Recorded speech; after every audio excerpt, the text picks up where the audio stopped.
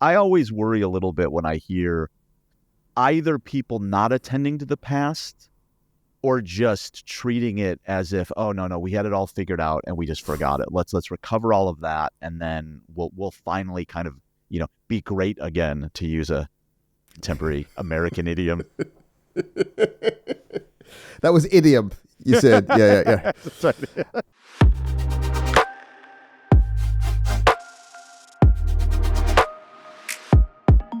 Welcome to TheoDisc. I'm your host, Kenny Innes.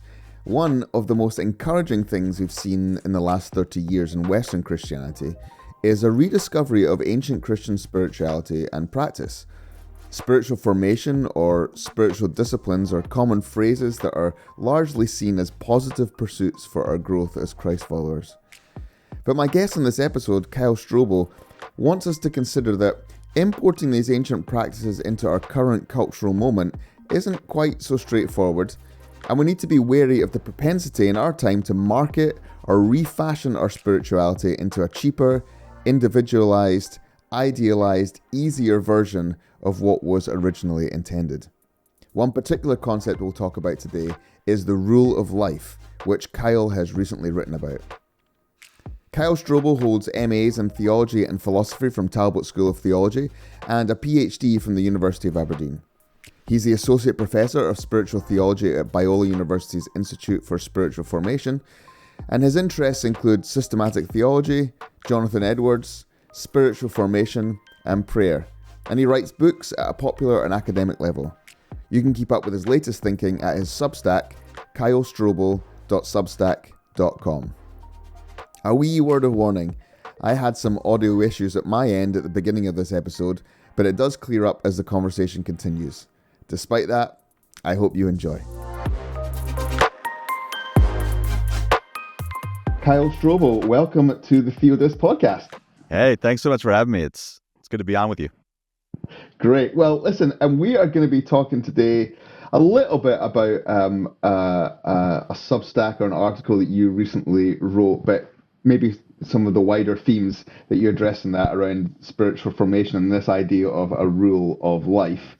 But before we get into that conversation, you have to kind of pass the test of the three TheoDisc questions at the beginning, because we want to know a little bit about you. And so if our listeners are not familiar with you and your work, they can kind of hear your personality a little bit. And then we'll decide, should we continue with this conversation? So it's really about things that you return to, things that are constants in your life. So there's three categories: a book, Okay. a food or a meal, or a location. So let's go for a book first. What is a book that you return to? Yeah, that's a great question. I have two answers in my mind, one of which is the answer I want to present because it'll make me appear a certain way, and one is probably more true. Okay. I'll give you the more true one. Harry Potter's something I return to quite often. Oh, yeah. I actually do, I'm a systematic theologian by training. I actually do quite a lot of the theology of Harry Potter. And one of the reasons I return to it, I think, is because, at least stateside, I could go to a group of kids or high school students, so I don't know, teenagers, and they don't understand the Bible. They've all read Harry Potter, and I could just start kind of connecting dots for them and be like, why do you think when the more evil you become, the more snake-like you could become? And I just see lights emerging.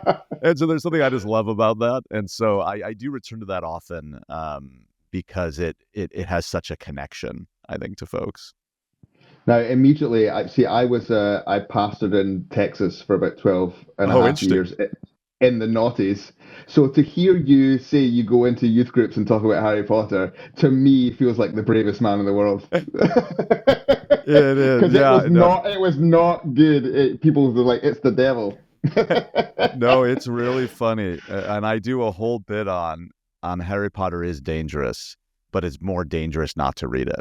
Because it's because all those kids, they were still reading it, they just didn't tell mom and dad about it, and they were just reading it badly. Yeah. Well, good. All right. Well, you've won over the British listeners. Okay. So that one. A food or a meal that you return to. This one's a funny one, and it actually is going to connect to the place one. but my wife and I lived in Scotland for 4 years. And it's funny because we found that for whatever reason, pizza just reminded us of home. Okay. And so you could always kind of judge like how we were doing, like where we, based on how much pizza we were eating. Because pizza just became this like, okay, this reminds us of home. Very simple meal, but that one is the one that we kind of have gone back to the most probably. Okay, good. You got Harry Potter. The pizza thing's good, but living in Scotland, excellent. It, Okay. Third one, a location or a place that you return to.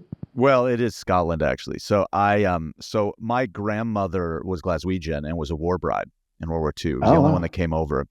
And so when I did my PhD at Aberdeen, I got to kind of reconnect with all my family who are now in Edinburgh, up in Inverness, and some in Glasgow still. And it is funny because I'd heard people talk about this before, and I don't think I quite understood until I'd moved to Scotland, which is where when you go somewhere and you kind of can take a deep breath and you realize like this is my place. Like that's how Britain feels to me in general, but in particular Scotland. Whenever I go to Scotland, it's like I feel like I can kind of breathe again. Well, it's because God lives here. You know, he has holiday homes. He has holiday homes in other places, but this is. That's right. No, I'm fully on board with all of that. Well, listen, I think, look, you're definitely qualified to continue on this podcast. So great answers.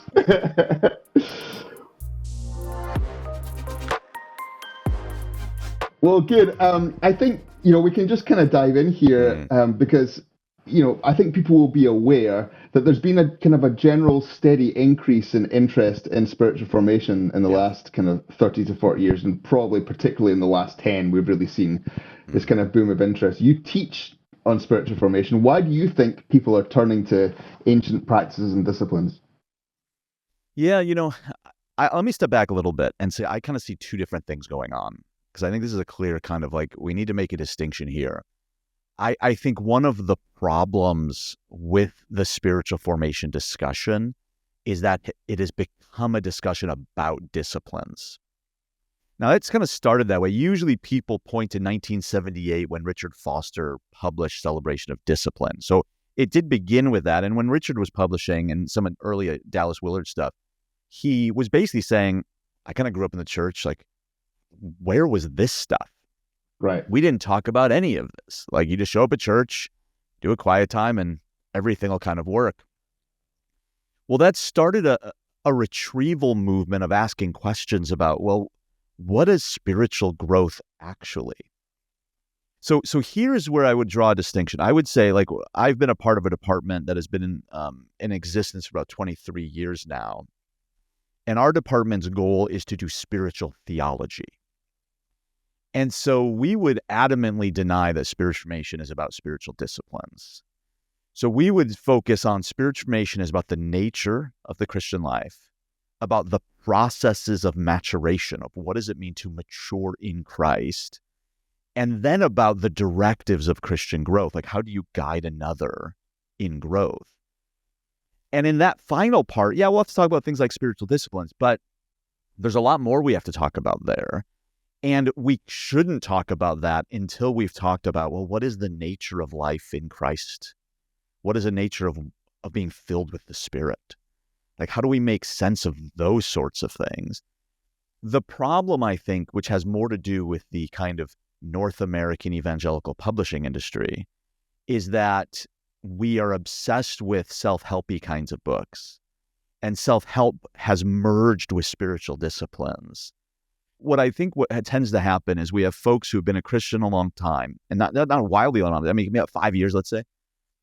The kind of initial kind of excitement wanes. They find themselves a little bit disillusioned, and they go looking for pragmatic answers.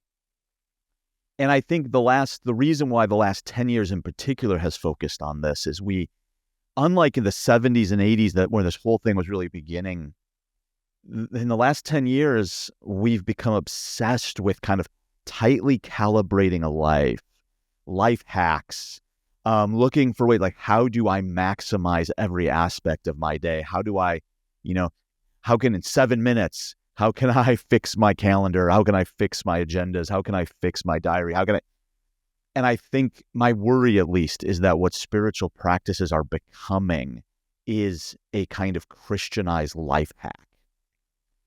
And so I would deny that actually even is spiritual formation. And yet I think many of the kind of best-selling books out there on the topic are offering us something that in many ways is just sub-Christian, if not Pelagian. And, that's that kind of ancient heresy that pushes you back onto your own resources to fix your life. And so my worry would be that we kind of trade out spiritual disciplines, or to put it the other way around, we trade out spiritual formation for spiritual disciplines, and we reduce spiritual formation into doing spiritual disciplines. So all that said, I do still think we should talk about spiritual practices, but for kind of my money, I want to sit really deeply with, how did we used to talk about these things? And so in some of my own kind of background, I study quite a lot of early evangelical thought, both the Reform and the kind of Wesleyan varieties. And it's interesting, like their preferred term was means of grace. And I like that. I mean, I don't think I could sell that today, at least in my context. People aren't going to use the terms means of grace. But the concept's a helpful one because it is a little more richly theological. And if grace is, as our early evangelical foremothers and forefathers would tell us, if grace is ultimately God's self-giving, right? It's not just generically a gift, it is a specified gift. God has given himself to you. Then the means of grace were means of, first and foremost, receiving God and sharing in his life. And so the end of my practices was my reciprocity. God has given himself to me, so I'm giving myself to him, rather than the end being my formation. And so I worry that some of the spiritual discipline discussion today, it basically makes my growth the point, which instrumentalizes God around something else, namely me. And that's a deeply problematic reality, as you can probably imagine. Yeah. Well, and this gets to the nub of kind of what you were talking about in the article that you wrote, because you were talking about a rule of life. So what do you think that the popular way that that's being understood at the moment is? Yeah, so the rule of life so the rule of life is a very ancient term. And like a lot of these things, we've kind of grabbed them and developed them. I mean, I have no problem with that. I think that's what we should do. I mean, one of the interesting things about the Bible is the Bible actually doesn't give us a lot of pre-baptized practices. And if you look throughout church history, we've started making some up. Pastoral care, we kind of made that up. Confession, we made it up, right? And all of them had kind of good things and probably some downsides, Max, and we had to, every generation has to, in the Spirit, discern, well, what does it look like for us as a people to give ourselves faithfully to this? And oftentimes we're looking back and we're appropriating things and developing them. And so I think what has happened is we've grabbed onto an ancient term. I think we've emptied it entirely of its content, which again, I have no problem with that. And we've basically used it as a framework of discernment. And so I teach Rule of Life, actually. We have a whole sequence every seminary student goes through. The second of 3 classes, they actually create a Rule of Life. And basically the way we do it is the first thing we do is we have them sit and just map out hour by hour a week of their lives. And then I send them to pray. Sit with this, open this before the Lord and just say, Lord, what does this say about my life? Like, what does this say about my calling? What does this say about how I'm rejecting my calling? What does this say about what I put my faith in? Like just open this to the Lord. And then I want them to start asking the Lord some questions about their life. Like, what have you called me to? What are my vows? A student who's single, that's going to be a very different thing than a student with 6 kids who are under the age of 10, right? Like it's a different life, right? And so just like hold all of this before the Lord and begin to discern in light of how you're discerning what he's called you to, in light of the vows you've made, and in light of who you are as a human being. Like what should your life look like? And so we use the Rule of Life as a way to create a framework of offering our lives to the Lord. Mm. And so in that sense, I'm very positive towards rules of life in general. Again, I think there's better ways and worse ways to go about it. I think on a popular level, again, I worry that a little bit has been kind of emptied out of the kind of richer meaning of the term, and it's almost kind of just matched all of our temptations. So like in the worst case, it just becomes a kind of another individualistic agenda to live the life I want to live and to kind of make it about me ultimately. I don't see a ton of that going on, but I also worry that, the people I know who defend rules of life, and again, I would be among them, but I worry that sometimes in defending something that has been meaningful for them, there's a bit of naivete. And they're going to respond, say, oh, it's not individualistic. And I'm saying, well, no, it doesn't have to be individualistic. But let's be honest, like, of course it's going to be individualistic. And, I think we forget, I think of Colossians 2 here, like the very earliest churches traded the gospel for what Paul calls self-made religion that has the appearance of wisdom, that is about asceticism of the body, spiritual discipline, and that ultimately does nothing against the flesh. And if the earliest churches that Paul was shepherding struggled with this, I think we need to be aware, like, yeah, of course, these are temptations of ours. And that means we need to kind of not just reject these things, but how do we build in, hey, there's some things to beware here. There's some things we need to be cautious about. Well, this is part of the naivety as well of the past was always better, right? So we can go back to these ancient traditions and where they just had it all sorted out. That's right. Yeah, no, I don't know if this is true. I don't remember in my time living in Scotland if I saw this as much. But on the state side, there's a really weird phenomenon among evangelicals in the States where there's like one decade of history that was perfect. Usually here, it's like the 1950s was perfect. Or the 20s, maybe. I don't know actually what era they're thinking of. Sometimes it's like the 1700s. It's like, I don't know, you go back to like Wesley's day, like, but like anyone who's read about this is, and then of course in the evangelical consciousness of the churches I grew up in, it was always like the first century world. And it's like, have you read 1st and 2nd Corinthians? Yeah. These weren't ideal places, right? Like these places were a mess. But that is always our temptation, is to fantasize that it's our call to just recover a kind of package wholesale rather than in the spirit discern. Lord, what do you have for us now? And that's going to be messier. It's going to be harder. It's not going to be as clean. And so I always worry a little bit when I hear either people not attending to the past or just treating it as if, oh, no, we had it all figured out and we just forgot it. Let's recover all of that. And then we'll finally kind of, be great again, to use a contemporary American idiom. That was idiom, you said. Yeah. That's right.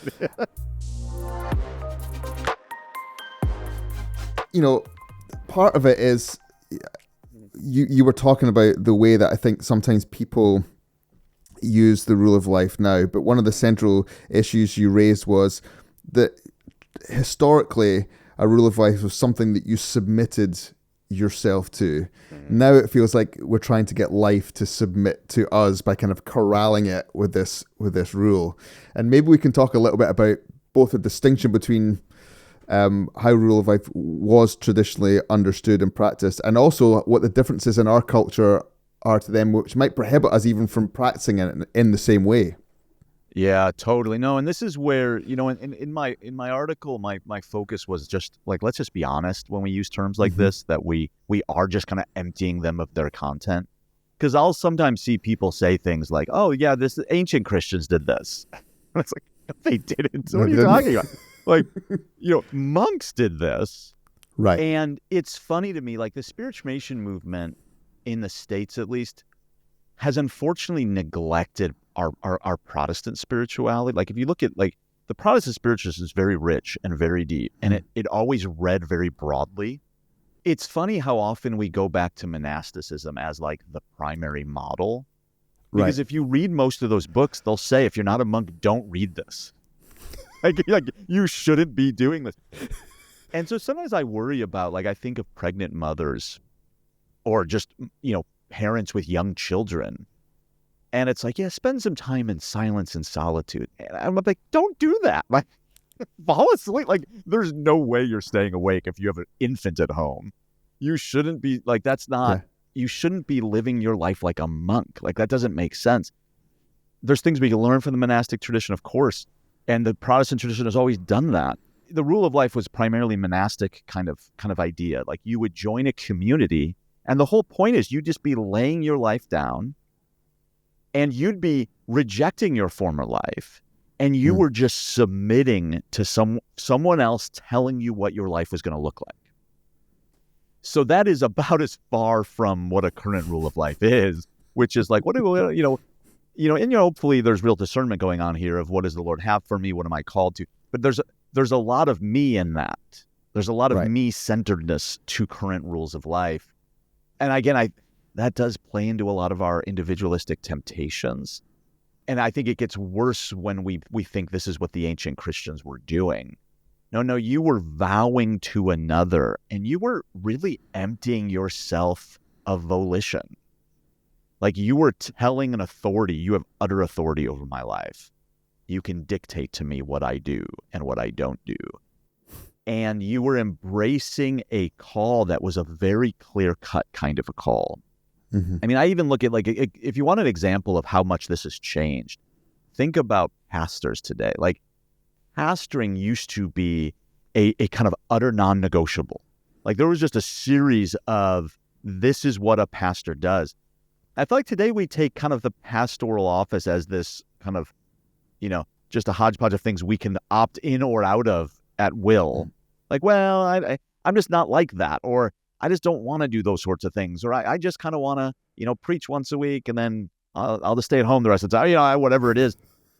And we didn't used to think of vocations that way, but now our vocations have become so individualized. We think, well, I should be able to just find a calling where I don't have to deal with anything I don't want to deal with. Again, this gets to the life hack thing a little bit of how do I cultivate a rule of life where I can get rid of all the stuff that I don't want to do. Yeah. That wasn't what an ancient rule of life was. And it worries me about how some of this weds with the kind of how reductive our thinking becomes about what life in the spirit is versus life in the flesh. And I think of Paul hearing from, the ascended Jesus, my grace is sufficient for you, for my power is made perfect in your weakness. I think our temptation is to cultivate a rule of life where I never have to minister in my weakness. Like, left to my own devices, I'm going to construct a rule where I'm in what I consider my strengths all the time. Right.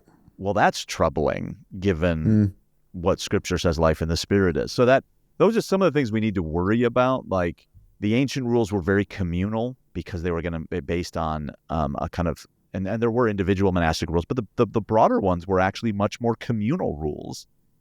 And they were based on an authority. They were based on submitting yourself to authority.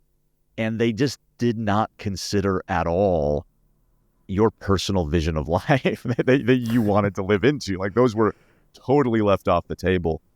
And so current rules of life obviously will look different than that, and they should. We're not monks. But it is helpful to consider how individualized ours have become, and even just the potential for how fleshly they can become. I mean, I don't hear anybody crying out for something where I'm just kind of giving myself over to an authority and saying, you can speak this way into my life. I mean, you did mention Scazzero in your article, right? And this thing about rest that they have, everybody has this right to say to one another, you're not resting enough. We see this hyperactivity in your life. Yeah, Scazzero, that was a really and that's so he has a book, Emotionally Healthy Leadership, where he talks about a rule of life that we actually use in when we talk about a rule of life, because it's a really simple one. It's really straightforward. And, it struck me that at their church, one of the practices they do is if you become a member, you have to write up a rule of life and kind of submit it to the elders, which I thought, wow, that's fascinating. This is a really interesting thing. And he said that the thing they say most to people is, you're doing too much. I thought, there's something profound about that. And when I remember first reading that, going, I don't know a lot of churches. I just imagined a lot of elder boards just immediately feeling uncomfortable. And that's interesting. And the uncomfortability would be, should we speak into people's lives like this? And again, it's funny because that would have been such an obvious feature of pastoring for all of Christian history. And yet today there's this uncomfortability of I don't know, that seems private, or, what they do on vacation is up to them, or, whatever it is. But that I thought that was a really interesting practice. Again, I'm not suggesting that that's the only way to do it, but that's one of the most creative and interesting ones I've seen. That in a communal context, how do you help individuals wrestle through, what are we called? Because at the end of the day, all the rule of life is a tool of discernment of what should I be giving myself to.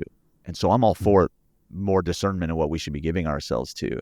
And I think the church should play a role in that. I think it's a legitimate question to ask a member of the church, is your lifestyle actually making it so you can't give yourself to life here? Because assuming membership is something like a vow, you've made vows and you're being unfaithful to those vows because your life can't make sense of that. Now I would hold that loosely. Today, it's there's our jobs look different today. Unlike early America, towns don't shut down on Sunday. People, there's certain jobs that are, and people are just trying to survive. So there's obviously ways we'd have to kind of be with people and actually shepherd a life. But I love the question. I love the fact that people want to actually wrestle with, there should be an interface between how people are wrestling with their lives and what the church is doing, and how the church leadership is considering actually shepherding people. Yeah, and I guess, that's part of the well-worn conversation now about how kind of consumer-like our churches are, and the language we use. I go to that church, or I attend church here. But this idea of belonging is not always one that I guess is spoken of. And I think there's this idea of spiritual formation within community that's really important. So I want to read a quote that you said in the article that you wrote. You said, there's a real temptation to offer what is easy and what is cheap, rather than doing the hard work personally and intellectually to teach well. It's easy to talk about spiritual disciplines and to just quote interesting things without actually embracing a life of wisdom and love. It strikes me that embracing a life of wisdom and love would be something that takes place within a community of people that are sharing that wisdom and loving one another. What do you think about that, the kind of importance of this formation happening within a church community? Yeah, no, this is what worries me most probably about what is driving the current discussion of spiritual formation is primarily the publishing industry, which is almost always guru driven. Right. And because spiritual practices are what's leading, you don't need to be a wise person to talk about spiritual practices. It's not hard to list out a bunch of things people should do and talk about them. Yeah, but it makes you look wise, right? When you do it. That's the temptation. It's very easy then to be perceived in a certain way. And I can't tell you how many people I've either met or seen, and you read their books, and then you hear them talk in person, you're like, oh wow. There was some interesting stuff here, but there's just nothing going on here. This is a shallow human being. I really worry about how much we've kind of outsourced our vision of spirituality to a kind of guru figure, or to this vision that is usually alien even to the church. The first, so as someone who teaches in spiritual formation and writes in spiritual formation and speaks in spiritual formation, for me, the $1,000,000 question that we should all be asking is, why hasn't this really taken root in the church? It tends to be a kind of conversation on the periphery that is about individual growth. And so there's no way to think about spiritual formation Christianly unless we're talking about growing up into him who is our head, namely Christ, with a growth that comes from God, as Paul says in Colossians 2:19. Or with, in Ephesians, again, growing up into our head. And it's this communal growth where every part is working together. And so I think we need to have the conversation move away from just kind of spiritual disciplines in general and individual spirituality into what does it mean communally to wrestle with our unique call. And I think one of the main reasons it hasn't done that is that you could write a book that reaches everyone about individual spirituality, but you can't write a book for your church because it looks differently than my church. Like, you think there's the makeup of the average church. Like, my church is right next to a Christian university. We're a weird place. We have a ton of PhDs in the Bible and theology. We're full of Bible students. We have what our kind of communal church looks like. That's going to be a very different dynamic than if you're in, the East End of Glasgow, for instance, or if, it's a totally different thing. And so we've avoided, because it's a conversation driven by a different economy, it hasn't led to these conversations of what does real discernment look like in community to help these communities discern, like, well, what might our people need, and how might we invite people into a certain kind of life together? And how can we help discern what the Lord has uniquely called perhaps our congregation to give themselves to? That's a slower sort of thing. There's not going to be a cookie cutter answer, and it's going to require wisdom to speak into actual lived realities.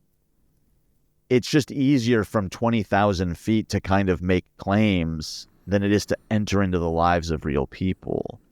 And so, and I feel this, I'm at an elder-run church, so we don't have a head pastor. We're an elder-run church, and I'm the elder chair right now. So much of my life is me trying to discern, like, how do we invite our people into life together here? And we've wrestled through, and we're still in conversation about kind of rule of life stuff. Like, is that something we need to employ, where we're actually saying, here's what we think the communal life of our church should look like.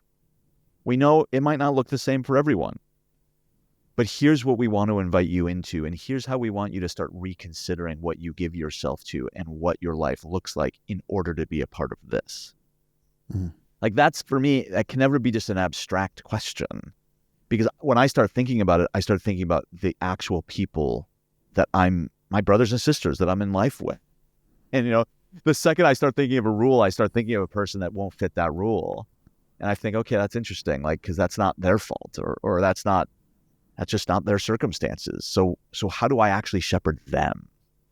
And that's where I think the conversation needs to go. It needs to be a church conversation, and it needs to be one that is heavily communal, where we are inviting people into something. And that's going to require us to put down some of our kind of, the consumeristic presuppositions we bring and say, well, no, these are my people. What does it mean to give myself to them?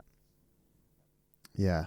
And, as someone who spends a lot of your life and your professional time talking and writing and speaking about spiritual formation, we're not talking here about throwing everything out.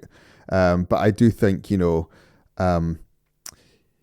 can import wisdom and other people's words into your preaching. You can import these things in and present something that looks reasonable to people and that they enjoy. And I've done that. Sure. But gaining the knowledge and the wisdom and the connection with the Spirit, like you said earlier, it takes time. And so if you were talking to somebody who's saying, look, I want to kind of start a program of spiritual formation in my church and I'm looking for materials to use, what would you recommend? What might you say to them instead? Yeah, well, I would encourage them to slow down. I would encourage them, don't rush into that. And my encouragement to them would be spend some time diagnosing what are the deep beliefs of this people about who God is, who we are, and what the Christian life is like. Because I think what will end up happening is people bring in spiritual practices and they try to tack them on to a kind of framework that's already broken. There's weird notions of who God is that are not true. There are weird notions about salvation that are thin. There are weird notions about the Christian life. Like, there's all these, and then you just tack on spiritual practices onto that. And I think what is going to happen, and what is happening now, and what will happen, I think, which worries me, is that you have a bunch of people who have come to a place where it feels like to them that the Christian life doesn't work. Then a guru comes along and says, no, you've been doing it wrong, do this. And they're going to think, right, finally. And they're going to give themselves to it. And what will end up happening is, what always ends up happening when we start doing spiritual practices, your heart gets broken open and the truth begins to pour out. And the reality is, when you live life in the presence of the purifying fire, what comes out of you is impurity. That's the whole point of purifying fires. The problem is, they were sold a bill of goods that said, if you do these things, you'll grow. And experientially, what'll happen is they'll start experiencing, I'm angry. I'm despairing. And they'll interpret that as God's not here. And so what we don't simply need to invite people into spiritual practices. I think what we actually need is to invite people into a more honest and more deep prayer life. And we need people to really spend time meditating on, how does Scripture describe what maturation is and what it feels like? And that's where we need to, because if we don't have people with what we would call here a developmental spirituality, the problem is, like any teenager, right? There's going to be this kind of puberty time of the Christian growth, and you're just going to feel like you're kind of lost, and you're going to be looking for ways not to mature, but to fix it. And if you hand to someone in that space a bunch of spiritual practices, they're not doing those to give their life to the Lord. They're doing those to try to fix their lives. And they will very quickly become the golden calves at Sinai, Egyptian worship technology to control the fire deity on the mountain, rather than ways to present ourselves to God as living sacrifices. And so that, if our call is to shepherd a people in discernment and wisdom, you're not going to be able to just do a program. You're going to have to adopt something that is much deeper, that is much longer, and that is going to require a certain level of vulnerability and openness to one another. That just takes time. It takes time to do that well. Yeah. Well, Kyle, thank you. You certainly provoked my thinking on this and my own practice and inclinations. And I would really encourage people to engage with your Substack and with other things that you've written. I think this idea that what we're really doing is not starting a program, but figuring out the ways that we offer ourselves to God. It's really important for us to think that through very clearly. So thank you for spending the time with us today. It's been great. Of course, Kenny. Good to be with you, brother.